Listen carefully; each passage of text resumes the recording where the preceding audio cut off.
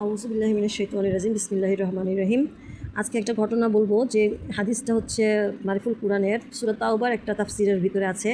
জনৈক সালাবা ইবনে হাতেম আনসারি রাসূলুল্লাহ সাল্লাল্লাহু আলাইহি ওয়াসাল্লামের খিদমতে হাজির হয়ে নিবেদন করলো যে হুজুর দোয়া করে দিন যাতে আমি মালদার ধনী হয়ে যাই। তিনি বললেন, তাহলে কি তোমার কাছে আমার তরিকা পছন্দ নয়? মদিনা সে সত্তার কসম যার হাতে আমার জীবন, আমি যদি ইচ্ছা করতাম তবে মদিনার পাহাড় সোনা হয়ে গিয়ে আমার সাথে সাথে ঘুরত, কিন্তু এমন ধনী হওয়া পছন্দ নয়। তখন লোকটি ফিরে গেল, কিন্তু আবার ফিরে এলো এবং আবারও একই নিবেদন করলো এই চুক্তির ভিত্তিতে যে যদি আমি সম্পদপ্রাপ্ত হয়ে যাই তবে আমি প্রত্যেক হকদারকে তার হক প্রাপ্য পৌঁছে দেব। এতে সাল্লাল্লাহু আলাইহি সাল্লাম দোয়া করে দিলেন, যার ফলে এই দাঁড়ায় যে তার ছাগল ভেড়ার অসাধারণ প্রবৃদ্ধি আরম্ভ শুরু হয়।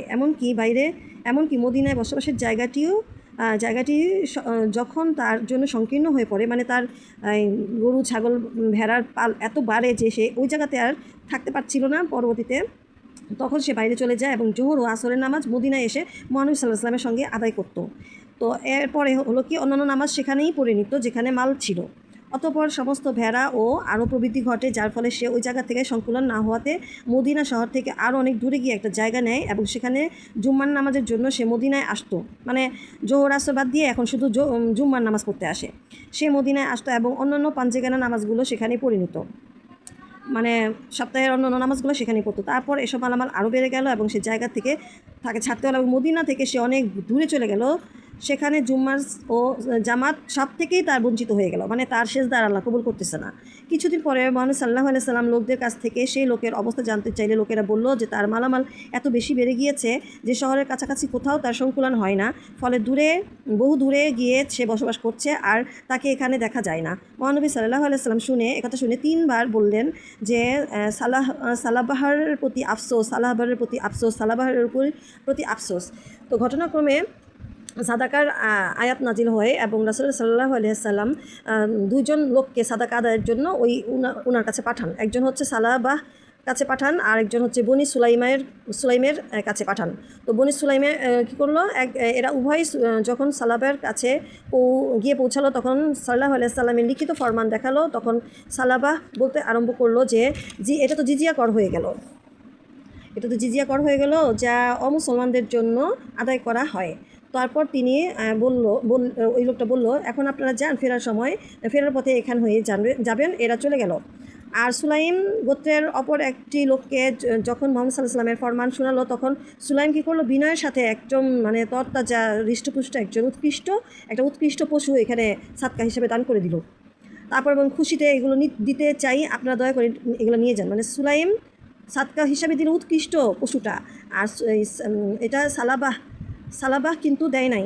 অতঃপর 2 কর্মকর্তা অন্যান্য মুসলমানদের সাদকা আদায় করে সালাবার কাছে পৌঁছালো।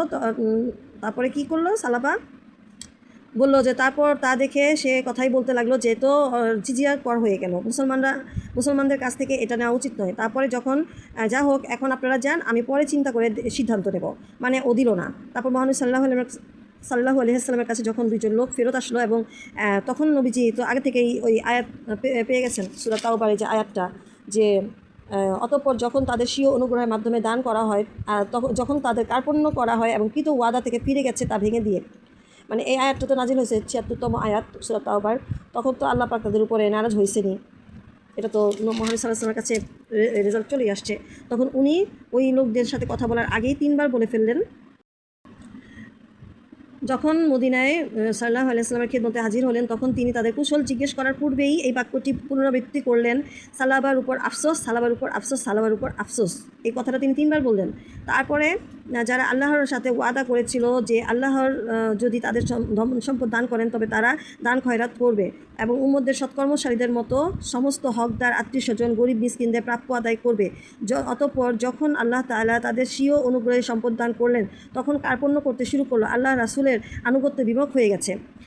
এরপর কি হলো, হযরত আবু উমামাহ রাদিয়াল্লাহু আনহু এর বিস্তারিত রিওয়ায়াতের পর যা এইমাত্র উল্লেখ করা হয়ে যে সালাবার জন্য 3 বার আফসোস করেন যে সে মজলিসে সালাবার কতিপয় আত্মীয়স্বজন উপস্থিত হয় এবং হজরত সাল্লাল্লাহু আলাইহি ওয়াসাল্লাম মুহাম্মদ সাল্লাল্লাহু আলাইহি ওয়াসাল্লামের এই বাক্যটি শুনে তাদের মধ্য থেকে একজনের সঙ্গে সঙ্গে রওনা দিয়ে দিলেন সালাবার কাছে এবং ওখানে যে ভৎসনা করলেন এবং বললেন যে তোমার বিরুদ্ধে কোরআনে আয়াত নাজিল হয়েছে।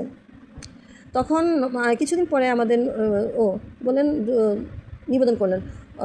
সালাবা শুনে ঘাবড়ে গেল এবং মদিনায় হাজির হয়ে নিবেদন করলো, হুজুর আমার সাদকা কবুল করে নিন।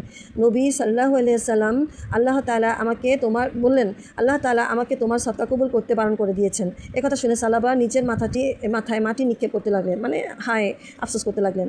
তো নবীজি সাল্লাল্লাহু আলাইহি সাল্লামের মৃত্যু হয়ে গেল তার কিছুদিন পর এবং ওফাত হয়ে যাওয়ার কিছুদিন পর আবু বকর রাদিয়াল্লাহু আনহু খলিফা হন। তখন আবার সালাবা আসছিলেন। তখন ওই আবু বকর বলছিলেন যে নবীজি তো তোমার সাদকা নেয়নি, আমি তো নিব না। তার মানে বোঝা গেল যে দান, সদকা এবং সিজদা, রুকু এগুলো আসলে সবার কপালে জুটে না, আর সবারটা আল্লাহ গ্রহণও করে না।